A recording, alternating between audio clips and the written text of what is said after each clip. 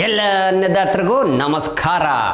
Okay, super star Rajinikanth ಅವ್ರಿಗೆ ಹುಟ್ಟುಹಬ್ಬದ ಹಾರ್ದಿಕ ಶುಭಾಶಯಗಳು.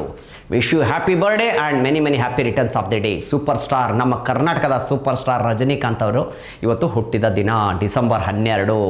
ಸೊ 100 ವರ್ಷ ಚೆನ್ನಾಗಿರಲಿ, ಇನ್ನೂ ಸೂಪರ್ ಹಿಟ್ ಸಿನಿಮಾಗಳು ಕೊಡಲಿ ಅಂಥೇಳಿ ನಾವೆಲ್ಲ ಪ್ರಾರ್ಥಿಸ್ಕೊಳ್ಳೋಣ. Okay, yes, I'll come to the matter. ಕುರ್ಚಿ ವಿಚಾರ ಬಿಡಲ್ಲ, ಕಾಂಗ್ರೆಸ್ಸಲ್ಲಿ ಕುರ್ಚಿ ವಿಚಾರ ಇದ್ದೇ ಇದೆ. ಸೊ ಕುರ್ಚಿಗಳು ಕಿತ್ಲಾಟ ಇನ್ನೂ ನಿಂತಿಲ್ಲ ಒಳಗಡೆ. ಬಿಟ್ಕೊಟ್ಬಿಟ್ರೆ ಆಗೋಯ್ತಪ್ಪ ಅಂತ ಇನ್ನು ಕೆಲವು ಎಮ್ ಎಲ್ ಎಗಳು, 100 ಜನ ಎಮ್ ಎಲ್ ಎಗಳು ಬೆಂಬಲ ಇದೆ ಅಂತ. ಇವಾಗ ಆಲ್ರೆಡಿ 100 ಜನ ಎಮ್ ಎಲ್ ಎಗಳು ಬೆಂಬಲವನ್ನು ಕೊಡ್ತಾ ಇದ್ದಾರೆ. ಯಾರಿಗೆ? ಡಿ ಕೆ ಶಿವಕುಮಾರ್ ಅವ್ರಿಗೆ. ನೀವಾಗೆ ನಾವಿದ್ದೀವಿ ನಿಮ್ಮ ಹಿಂದೆ ಅಂತ. ಆದರೆ ಹೈಕಮಾಂಡ್ ಯಾಕೆ ಒಪ್ಕೋತಾ ಇಲ್ಲ ಅಂತ ಅದು ಗೊತ್ತಿಲ್ಲ. ಆಮೇಲೆ ಸಿದ್ದರಾಮಯ್ಯ ಸಾಹೇಬರು ಸೀಟ್ ಬಿಟ್ಕೊಡೋಕ್ಕೆ ರೆಡಿ ಇಲ್ಲ. ಏನಿದು ಅಂತ ಗೊತ್ತಿಲ್ಲ.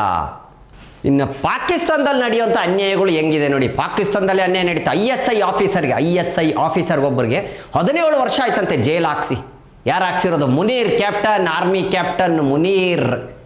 ಏನು ಇವನು ಅವನು ಟೆರರಿಸ್ಟ್ಗಳನ್ನ ಸಾಕಿ ಭಾರತ ದೇಶದ ಒಳಗಡೆ ಬಿಡ್ತಾನೋ, ಇವನು ಮಾಡಿರೋಂಥ ಕೆಲಸ. ಇಮ್ರಾನ್ ಖಾನ್ಗೆ ಸಾಯಿಸಿದ್ದಾರೆ ಅಂತ ಸುದ್ದಿ ಅಲ್ಲ, ಸತ್ತೋಗಿದ್ದಾನೆ ಅಂತ ಸುದ್ದಿ. ಏನಂತ ಗೊತ್ತಾಗಲಿಲ್ಲ.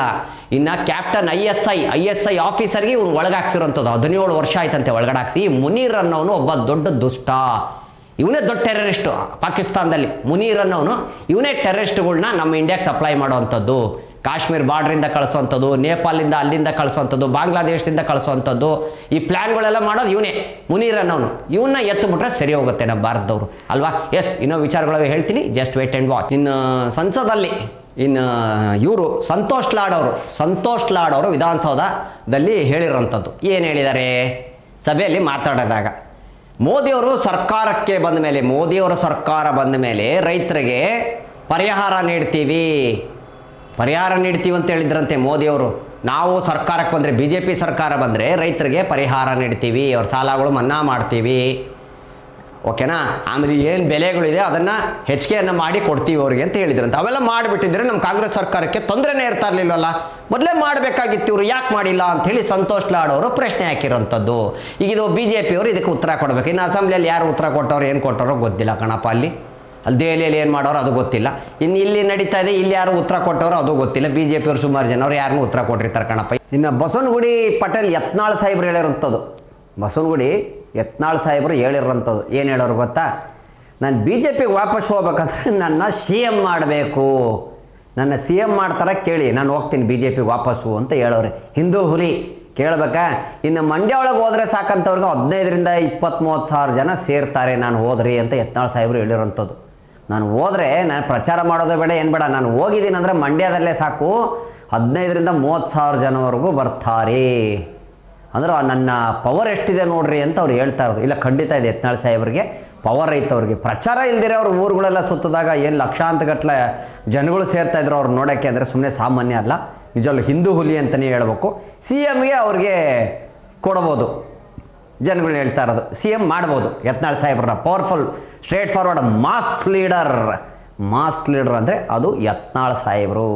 ಓಕೆ, ಇನ್ನು ಸರ್ಕಾರದಲ್ಲಿ 1 ಲಕ್ಷ ಉದ್ಯೋಗ ಇದೆ, ಕೆಲಸ ಕೊಡ್ಬೋದು, ಆದರೆ ಕೊಡ್ತಾ ಇಲ್ಲ ಕಾಂಗ್ರೆಸ್ ಸರ್ಕಾರನವರು ಅಂತ ಆರ್ ಅಶೋಕ್ ಸಾಹೇಬರು ಹೇಳ್ತಾ ಇರೋಂಥದ್ದು. ಎಸ್, ಸದನದಲ್ಲಿ ಹೇಳಿರೋಂಥದ್ದು ಆರ್ ಅಶೋಕ್ ಸಾಹೇಬರು. 1 ಲಕ್ಷ ಅಪಾಯಿಂಟ್ಮೆಂಟ್ಗಳವೆ, 1 ಲಕ್ಷ ಜನಕ್ಕೆ ಅಪಾಯಿಂಟ್ಮೆಂಟ್ ಮಾಡ್ಬೋದು ಇವರು, ಆದರೆ ಕೊಡ್ತಾ ಇಲ್ಲ ಕಾಂಗ್ರೆಸ್ ಸರ್ಕಾರದಲ್ಲಿ.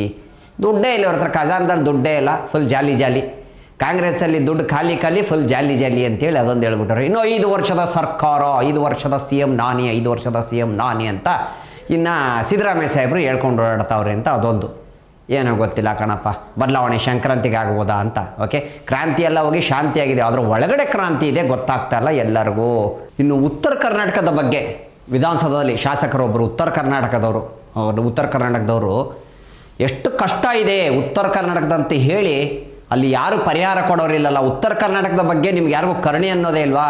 ಅನುಕಂಪ ಏನೂ ಇಲ್ವಾ ನಿಮಗೆಲ್ಲ?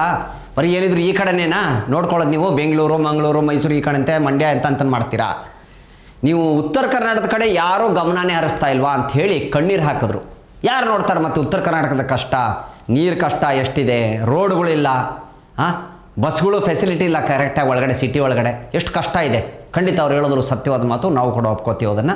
ಅವ್ರು ಕಣ್ಣೀರು ಹಾಕಿದ್ದಾರೆ ಅದನ್ನು ಹೇಳಿಬಿಟ್ಟು. ಇನ್ನು ಆರ್ ಅಶೋಕ್ ಸಾಹೇಬರು ಸಿದ್ದರಾಮಯ್ಯ ಅವರ ಮೇಲೆ ಆರೋಪ ಏನಪ್ಪ ಅಂದರೆ, ಸಿದ್ದರಾಮಯ್ಯ ಸಾಹೇಬರು ಕಾರಲ್ಲಿ ಮೈಸೂರಿಗೆ ಹೋಗಲ್ಲ, ಹೋಗೋದೇ ಹೆಲಿಕಾಪ್ಟ್ರ್ ಎಷ್ಟು ಗೊತ್ತಾ?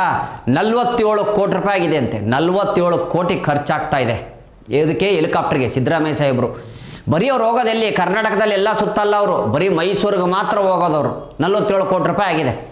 ಅವ್ರು ಹೇಳ್ತಾ ಇರೋದಂದರೆ ರೋಡು ಸರಿ ಇಲ್ವಲ್ಲ, ಅವ್ರಿಗೆ ಬೆನ್ನು ನೋವು, ಕಾಲು ನೋವು, ತಲೆನೋವು ಅಂತಾರಂತೆ ಸಿದ್ದರಾಮಯ್ಯ ಸಾಹೇಬರು. ಅದಕ್ಕೆ ಅವ್ರು ಆಯ್ಕೆ ಮಾಡಿಕೊಂಡಿರೋದು ಹೆಲಿಕಾಪ್ಟ್ರು ನನಗೆ ಸೇಫ್ಟಿ, ಬೇಗ ಹೋಗಿ ಸೇರ್ಕೊಂಡ್ಬಿಡ್ಬೋದಲ್ಲ, ಅರ್ಧ ಗಂಟೆ ಒಳಗೆ ಹೋಗಿ ಸೇರ್ಕೊಂಡ್ಬಿಡ್ಬೋದು ಅಂತೇಳಿ ಹೆಲಿಕಾಪ್ಟ್ರನ್ನ ಚೂಸ್ ಮಾಡ್ಕೊಂಡವ್ರಂತೆ ಸಿದ್ದರಾಮಯ್ಯ ಸಾಹೇಬರು. ಯಾಕಂದ್ರೆ ನೆಲದ ಮೇಲೆ ಹೋದರೆ ರೋಡ್ಗಳು ಸರಿ ಇಲ್ಲ, ಅವ್ರಿಗೆ ಗೊತ್ತಿದೆ. ಜನಗಳು ಹೆಂಗನ ಬಿದ್ದು ಸಾಯ್ಲಿ, ಹಳ್ಳ ಗಿಳ್ಳ ದಿಣ್ಣೆ ಏನಾರ ಮಾಡ್ಕೊಳ್ಳಿ, ನನಗೆ ಯಾಕೆ ಬೇಕು, ನಾನು ಆರಾಮಾಗಿ ಹೋಗ್ತೀನಿ, ಹೆಲಿಕಾಪ್ಟ್ರಲ್ಲಿ ಹೋಗ್ತೀನಿ. 47 ಕೋಟಿ ರೂಪಾಯಿ. ಅವರು CM ಕರ್ನಾಟಕಕ್ಕಲ್ಲ, ಬರೀ ಮೈಸೂರಿಗೆ ಮಾತ್ರ CM ಸಿದ್ದರಾಮಯ್ಯ ಸಾಹೇಬರು ಅಂಥೇಳಿ ಟಾಂಗ್ ಕೊಟ್ಟಿರೋದು ಆರ್ ಅಶೋಕ್ ಸಾಹೇಬರು. ಓಕೆನಾ? ಅವ್ರು ಹೇಳೋದ್ರಲ್ಲಿ ಎಷ್ಟು ಸತ್ಯ ಇದೆ ಅನ್ನೋದು ಕಮೆಂಟ್ಸಲ್ಲಿ ಹಾಕಿ. ಅವ್ರು ಹೇಳೋದು ಕರೆಕ್ಟಾ ಇಲ್ಲ ಅಂತ ಕಮೆಂಟ್ಸ್ ಬಾಕ್ಸಲ್ಲಿ ಬಂದು ನೀವು ಹಾಕಬೇಕು ನಮಗೆ. ಓಕೆನಾ? ಅವಾಗ ನಮಗೂ ಗೊತ್ತಾಗುತ್ತೆ ಯಾವುದು ತಪ್ಪು ಯಾವುದು ಸರಿ ಅಂತ. ಹೆಲಿಕಾಪ್ಟ್ರಲ್ಲಿ ಓಡಾಡ್ತಾರೆ ಸಿದ್ದರಾಮಯ್ಯ ಸಾಹೇಬರು, ಅದು ಬರೀ ಮೈಸೂರಿಗೆ. ಕಾರಲ್ಲಿ ಹೋಗಲ್ಲ, ಬೆನ್ನು ಕೈ ಕಾಲು ನೋವು, ವಯಸ್ಸಾಗಿದೆ ಬಿಡಿ ಒಪ್ಕೋತೀನಿ. ನೀನು ವಯಸ್ಸಾದ್ರೆ ಎಷ್ಟು ಜನ ಓಡಾಡ್ತಾರೆ ಪಾಪ ರೋಡಲ್ಲಿ, ಅವ್ರಿಗೆ ಎಷ್ಟು ತೊಂದರೆ ಆಗಿರ್ಬೇಕು. ಅವರೆಲ್ಲರೂ ಹೆಲಿಕಾಪ್ಟರ್ ತೊಗೊಳಕ್ಕಾಗತ್ತಾ? ಅವ್ರು ಹೇಳೋ ಪ್ರಕಾರ ಎಲ್ಲರೂ ಹೆಲಿಕಾಪ್ಟ್ರಲ್ಲಿ ಓಡಾಡೋಕ್ಕಾಗತ್ತಾ? ಆಗಲ್ಲ. ನಾವು ನಿಮ್ಮಂಥವ್ರು ಓಡಾಡೋಕ್ಕಾಗತ್ತಾ? ಆಗಲ್ಲ. ಬಸ್ಸು ಆಧಾರ್ ಕಾರ್ಡ್ ಕೊಟ್ಬಿಟ್ಟವ್ರೆ, ಬಸ್ ಒಳಗೆ ಹೋಗ್ರಿ ಫ್ರೀಯಾಗಿ ಅಂತ. ಬರೀ ಒಂದು 15 ಕಿಲೋಮೀಟ್ರ್ ನೀವು ಹೋಗ್ಬೇಕಂದ್ರೆ 3 ಅವರ್ ಬೇಕು. ಯಾಕಂದ್ರೆ ಉತ್ತರ ಕರ್ನಾಟಕದ ರೋಡ್ಗಳು ಯಾವುದೂ ಚೆನ್ನಾಗಿಲ್ಲ.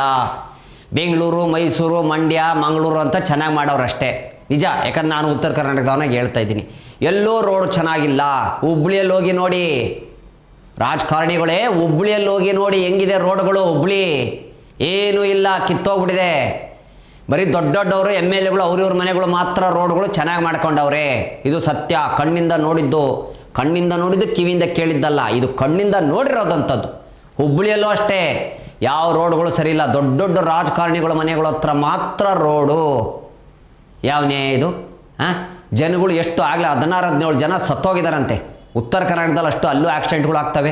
ಇಲ್ಲಿ ಬೆಂಗಳೂರಲ್ಲಿ ಆಕ್ಸಿಡೆಂಟ್ಗಳು, ರೋಡ್ಗಳು, ದಿಣ್ಣೆಗಳು ಎಲ್ಲ ಮಣ್ಣು ಹಾಕಿ ಮುಚ್ಚಿ ಅದನ್ನು ಇದು ಮಾಡ್ತಾಯಿದ್ದಾರೆ. ದಿಣ್ಣೆಗಳು, ತೆಗ್ಗುಗಳೆಲ್ಲ ಈಗ ಮುಚ್ತಾವ್ರೆ. ರೋಡ್ನ ಹಾಕಿದ್ರೆ ರೋಡ್ ಕರೆಕ್ಟಾಗಿ ಹಾಕಬೇಕು. ಇನ್ನು ಮುಚ್ಚಿದ್ರೆ ಜಾಸ್ತಿ ಅದನ್ನು ತ್ಯಾಪೆ ಬೆಂಗಳೂರು ಆಗಿಬಿಟ್ಟಿದೆ ಈಗ. ಬೆಂಗಳೂರು ತ್ಯಾಪೆಗಳು ಜಾಸ್ತಿ, ಆಕ್ಸಿಡೆಂಟ್ಗಳು ಜಾಸ್ತಿ ಆಗುತ್ತೆ. ತ್ಯಾಪೆ ಹಾಕಿದ್ರೆ ಒಂದು ಕಡೆ ಅಪ್ಪು ಒಂದು ಕಡೆ ಡೌನ್ ಬಂದರೆ ಗಾಡಿ ಸ್ಲಿಪ್ ಆಗ್ತಾವೆ. ಬೈಕ್ಗಳು, ಕಾರ್ಗಳು ಏನಾಗಲ್ಲ, ಲಾರಿ ಏನಾಗಲ್ಲ, ಬಸ್ ಏನಾಗಲ್ಲ.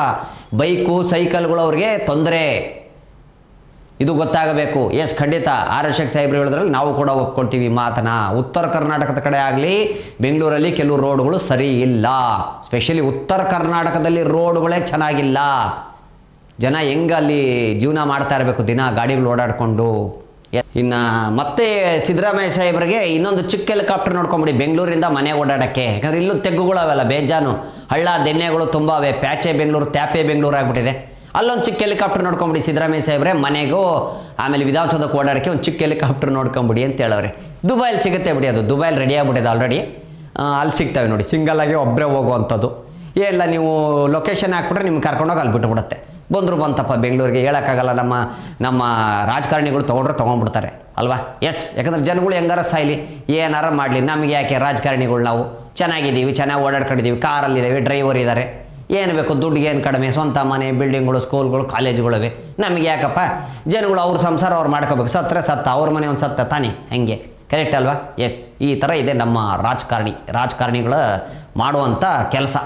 ಇನ್ನು ಜಮೀರ್ ಅಹಮದ್ ಸಾಹೇಬರು ಶಾಕಿಂಗ್ ಮಾತನ್ನ ಹೇಳ್ಬಿಟ್ಟಾರಪ್ಪ. ಫುಲ್ ಶಾಕಿಂಗ್, ಇದು ಬ್ರೇಕಿಂಗ್ ನ್ಯೂಸ್ ಅಂತಲೂ ಹೇಳ್ಬೋದು. ಡಿನ್ನರ್ಗೆ ಎಲ್ಲರೂ ಸೇರ್ಕೋತಾ ಇದ್ರಲ್ಲ ಯಾಕೆ ಅಂತ ಹೇಳ್ತಾ ಇದ್ದಾರೆ. ಅಯ್ಯೋ, ನಾವು ಸುರೇಶ್ ಅವರು ಇವರು ವೇದಕಾಡಿ ಅವರು ಎಲ್ಲರೂ ಸೇರ್ಕೊಂಡು ನಾವು ಟಿಫನ್ಗೆ ಹೋಗ್ತೇವ್ರಿ. ಕರೀತಾರೆ, ಬೆಳಗಾವಿಗೆ ಹೋಗಿದ್ವಿ, ಅಲ್ಲಿ ಕರೀತಾರೆ. ಒಬ್ಬರು ಡಿನ್ನರ್ ಕರೀತಾರೆ, ಒಬ್ಬರು ಲಂಚ್ಗೆ ಕರೀತಾರೆ, ಒಬ್ಬರು ಬ್ರೇಕ್ಫಾಸ್ಟಿಗೆ ಕರೀತಾರೆ. ಸುಮ್ಮನೆ ರೀ ಅವೆಲ್ಲ ಹೋಗೋದು. ಬ್ರೇಕ್ಫಾಸ್ಟ್ಗೆ ಊರಿಗೆ ಹೋದಾಗೆಲ್ಲ ಕರಿಯಲ್ವಾ? ಹಂಗೆ ಕರೀತಾರೆ, ಹೋಗಿ ಬರ್ತಿದ್ದೀವಿ. DCM ಕರೆದಿದ್ರು, ಎಲ್ಲ ಹೋಗಿ ಊಟ ಮಾಡಿ ಬಂದಿದ್ದೀವಿ. ನಾವೇ ಒಂದು ಕಡೆ ಇತ್ತು ನಮ್ಮದು ಟೀಮು. ಏನು ಮಾತುಕತೆ ಯಾವುದೂ ಇಲ್ಲ ಬಾಸು, ಮಾತುಕತೆ ಯಾವುದೂ ಇಲ್ಲ. ಅದು ಜಮೀರ್ ಅಹಮದ್ ಸಾಹೇಬ್ರು ಹೇಳ್ತಾ ಇರೋದು. ಬಾಸು ಆ ಥರದ್ದು ಯಾವುದೂ ಇಲ್ಲ ಬಾಸು. ಇನ್ನು ಸಿದ್ದರಾಮಯ್ಯ ಸಾಹೇಬ್ರ ಮಗ ಯತೇಂದ್ರ ಅವ್ರು ಹೇಳಿದ್ರಲ್ಲ CM 5 ವರ್ಷ ನಮ್ಮ ತಂದೆನ ಅಂತ, ಅವ್ರ ಮಗ ಅದು ಎರಡನೇ ಮಾತೇ ಇಲ್ಲ ಅವ್ರು ಹೇಳಿರೋಂಥದ್ದು. ಸಿದ್ದರಾಮಯ್ಯ ಅವ್ರ ಮಗ ಹೇಳಿರೋದು ಎರಡನೇ ಮಾತೇ ಇಲ್ಲ, ಅವರೇ CM 5 ವರ್ಷ ರೀ. DK ಯಾವುದೇ ಕಾರಣಕ್ಕೂ ಇವಾಗ ಆಗಲ್ಲ ರೀ CM. ಯಾಕ್ರಿ ಆಗ್ತಾರೆ ಇವಾಗ? ಆಗಲ್ಲ ರೀ. ಸಿದ್ದರಾಮಯ್ಯ ಸಾಹೇಬ್ರು ಇದಾರಲ್ಲ, 2028 ಮುಗಿಯೋವರೆಗೂ ಸಿದ್ದರಾಮಯ್ಯ ಸಾಹೇಬ್ರೇ. 2028 ಆದಮೇಲೆ DK ಅವರು ಇವ್ರ ಸರ್ಕಾರ ಬಂದರೆ, ಇವರ ಸರ್ಕಾರ ಕಾಂಗ್ರೆಸ್ ಸರ್ಕಾರ ಬಂದರೆ ಆಗ್ತಾರೆ. ಇಲ್ಲಾಂದರೆ ಏನು, ಇವು ಜಮೀರ್ ಅಹ್ಮದ್ ಸಾಹೇಬ್ರೆ ಮಾಡಿಬಿಡ್ತಾರೆ, ಅವ್ರನ್ನ ಸೆಪ್ರೇಟಾಗಿ ಮಾಡ್ತಾರೆ ಅನ್ಸುತ್ತೆ. ಅಲ್ಲ, ನಾನು ಹೇಳ್ತಾ ಇರೋದಲ್ಲ, ಮಾತಾಡ್ತಾ ಇರೋದು ಜನಗಳು, ನಿಮ್ಮ ಎಮ್ ಎಲ್ ಎಗಳು ಕೆಲವು ಜನ ಹೇಳ್ತಾ ಇರೋಂಥದ್ದು. ಹಂಗಾರೆ ಜಮೀರ್ ಅಹ್ಮದ್ ಸಾಹೇಬ್ರೆ ಮಾಡ್ತಾರೆ ಅವ್ರನ್ನ ಸಪ್ರೇಟಾಗಿ ಅಂತ ಹೇಳ್ತಾ ಇರೋಂಥದ್ದು. ಡಿ ಕೆ ಸಾಹೇಬರು ಆಗಲ್ಲ, ಮುಗಿದೋಯ್ತು. ಸಂಕ್ರಾಂತಿಗೂ ಇಲ್ಲ, ಕ್ರಾಂತಿನೂ ಇಲ್ಲ, ವಾಂತಿನೂ ಇಲ್ಲ ಕಾಂಗ್ರೆಸ್ಸಲ್ಲಿ. ಡಿ ಕೆ ಸಾಹೇಬ್ರಿಗೆ ಸೀಟ್ ಬಿಟ್ಟು ಕೊಡಲ್ಲ, ಇದು ಕನ್ಫರ್ಮ್. ಯಾಕಂದ್ರೆ ಜಮೀರ್ ಅಹ್ಮದ್ ಸಾಹೇಬರು ತುಂಬ ಆಪ್ತರು. ಯಾರಿಗೆ? ಸಿ ಎಂ ಸಾಹೇಬ್ರಿಗೆ ಅಣ್ಣ ತಮ್ಮ ಇದ್ದಂಗೆ ಅವರಿಬ್ಬರು. ಓಕೆನಾ? ಸೊ ಹೀಗಾಗಿ ಅವ್ರಿಗೆಲ್ಲ ಪ್ರತಿಯೊಂದು ಗೊತ್ತಿರುತ್ತೆ. ಹೈಕಮಾಂಡ ಡಿಸೈಡ್ ಮಾಡ್ತಾರೆ. ನಾವೆಲ್ಲ ಸುಮ್ಮನೆ ಬ್ರೇಕ್ಫಾಸ್ಟ್ ಊಟ ಮಾಡ್ಕೊಂಡು ಓಡಾಡ್ತಾ ಇರೋರು. ಹೈಕಮಾಂಡ ಮಾತಾಡ್ತಾರೆ ರೀ, ಅದು ನಾವು ಯಾಕ್ರಿ ಮಾತಾಡೋಣ ಬಾಸು? 2028 ಆದಮೇಲೆ ಸಿದ್ದರಾಮಯ್ಯ ಸಾಹೇಬ್ರು 2028ವರೆಗೂ ಅವರೇ, ಅದಾದ್ಮೇಲೆ ಬೇಕಾದ್ರೆ ಡಿ ಕೆ ಅವ್ರು ಹಾಕ್ಕೊಳ್ಳಿ ಅಂದರೆ ಅವ್ರ ಸರ್ಕಾರ ಬಂದರೆ ಹಾಗೆ. ಇನ್ನು ಯತ್ನಾಳ್ ಸಾಹೇಬರು ಸದನದಲ್ಲಿ ಹೇಳಿರೋಂಥದ್ದು, ಕಾರ್ಖಾನೆಗಳು ಮಾಡಿರಿ, ರೈತರ ಮೇಲೆ ನಿಮ್ಗೆ ಅಷ್ಟು ಪ್ರೀತಿ ವಿಶ್ವಾಸ ಏನಾದರೂ ಇತ್ತಂದರೆ, ಪ್ರೀತಿ ಇತ್ತಂದರೆ ರೈತರ ಮೇಲೆ ಕಾರ್ಖಾನೆಗಳು ಮಾಡಬೇಕಾಗಿತ್ತು. ನೀವೆಲ್ಲ ಎಮ್ ಎಲ್ ಎಗಳು ಸಿ ಎಮ್ಗಳು ಎಲ್ಲ ಸೇರಿಕೊಂಡು. ಯಾಕೆ ನಿಮಗೆಲ್ಲ ಏನು ಕಾಳಜಿ ಇಲ್ವಾ? ಅವ್ರ ಮೇಲೆ ಏನು ಪ್ರೀತಿ ಇಲ್ಲ ನಿಮಗೆ ರೈತರ ಮೇಲೆ? ಎಲ್ಲಿ ದುಬೈ ಒಳಗಡೆ ಫಾರಿನ್ ಒಳಗೆಲ್ಲ ಹೋಗಿ ಆಸ್ತಿಗಳು ಮಾಡಿದ್ದೀರಾ ನೀವೆಲ್ಲ? ಮಾಡಿರಿ, ಅಲ್ಲಿ ಹೋಗಿ ಆಸ್ತಿ ಮಾಡಿದಿರಲ್ಲ. ರೈತರಿಗೋಸ್ಕರ ಏನಾದರೂ ಮಾಡಿರಿ, ರೈತರಿಗೋಸ್ಕರ ಮಾಡಿರಿ, ಕಬ್ಬು ಬೆಳೆಗಾರರಿಗೋಸ್ಕರ ಮಾಡಿರಿ, ಸಕ್ಕರೆ ಕಾರ್ಖಾನೆಗಳು ಮಾಡಿರಿ. ದುಬೈಲೆಲ್ಲ ದೊಡ್ಡ ದೊಡ್ಡ ಆಸ್ತಿಗಳು ಮಾಡಿಬಿಟ್ಟಿದ್ದೀರಾ ಫಾರಿನ್ಗಳಲ್ಲೆಲ್ಲ ಹೋಗ್ಬಿಟ್ಟು. ರೈತರ ಮೇಲೆ ಏನಾದರೂ ಒಂದು ಸ್ವಲ್ಪ ಪ್ರೀತಿ ಇದ್ದಿದ್ರೆ ಇಲ್ಲೇನಾದರೂ ಅವ್ರಿಗೋಸ್ಕರ ಕಾರ್ಖಾನೆಗಳು ಏನಾದರೂ ಮಾಡಿದ್ದಿದ್ರೆ ಪಾಪ ಅವ್ರಿಗೊಂದು ಲಾಭ ಆಗಿರೋದು ಅಂತ ಯತ್ನಾಳ್ ಸಾಹೇಬರು ಹೇಳಿರೋಂಥದ್ದು ಕಣಪ್ಪ. ಇನ್ನು ಇವತ್ತಿನ ವಿಚಾರ ಎಷ್ಟಾಗಿತ್ತಪ್ಪ? ಸುದ್ದಿಗಳಿಗೆ ಏನು ಕಡಿಮೆ, ಪೊಲಿಟಿಕ್ಸ್ ಮಸಾಲ ದೋಸೆಯಲ್ಲಿ ಸಿಗ್ತಾನೆ ಇರ್ತವೆ. ಕಣ್ಣಿಂದ ನೋಡಿದ್ದು, ಕಿವಿಯಿಂದ ಕೇಳಿದ್ದು ಮಾತ್ರ ನಾನು ಹೇಳೋದು ಪೊಲಿಟಿಕ್ಸ್ ಮಸಾಲ ದೋಸೆಯಲ್ಲಿ. ಇದು ಫ್ರೀಡಮ್ ಟಿವಿಯ ಪೊಲಿಟಿಕ್ಸ್ ಮಸಾಲೆ ದೋಸೆ. ಹೊಡ್ ಬರ್ತೀನಿ ಅನ್ನೋದಾತ್ರೆ ಲೇ ಎತ್ಲಾಕಾರು ವಿಧಾನಸೌಧಕ್ಕೆ ಹೋಗ್ಬೇಕು, ಡಿ ಕೆ ಸಾಹೇಬರು ಸಿ ಎಂ ಆಗಲ್ಲ, ಜಮೀರ್ ಅಹ್ಮದ್ ಸಾಹೇಬರು ಹೇಳ್ಬಿಟ್ಟವ್ರು 2028 ಮೇಲಂತೆ ಅವ್ರು ಆಗೋದು. ಅಂದರೆ ಅವರು ಪಕ್ಷ ಬಂದರೆ ಮಾತ್ರ. ಏನು ಮಾತಾಡ್ತಾರೋ ಗೊತ್ತಿಲ್ಲಪ್ಪ. ಬರ್ತೀನಿರಪ್ಪ. ನಿಮ್ಮೆಲ್ಲರ ಓಟು ಯಾರಿಗೆ? ನನಗೆ. ನಿಮ್ಮೆಲ್ಲರ ಓಟು ಯಾರಿಗೆ? ನನಗೆ. ಪೊಲಿಟಿಕ್ಸ್ ಮಸಾಲೆ ದೋಸೆಗೆ.